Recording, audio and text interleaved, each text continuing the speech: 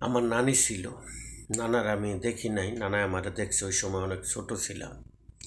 কিন্তু নানির যে ভালোবাসাটা, নানির যে আদর, নানির যে কথাটা আজ পর্যন্ত ভাই বলতে পারি না। কারণ হলো একটা কথা মনে রাখবেন, দাদা হোক, দাদি হোক, নানা হোক, নানি হোক, তারা যে কিছু কথা বলে পাশে বসায়া, এই মধুর ভালোবাসা আপনি পাইবেন না কোনো দিন কেউর কাছে।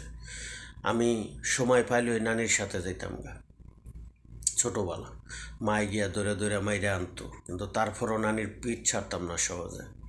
পাগল থাকুক ছাগল থাকুক, নানি ছিল। কিন্তু খুব সুন্দর কথা বলতো, খুব ভালো লাগতো। আজকে তার সেই কিছু কিছু কথার বাস্তব প্রমাণ এখন পাইতাছি। একটা কথা কইছে যে, দেখ এখন বুঝোস না, কিন্তু বুঝবি এক সময়।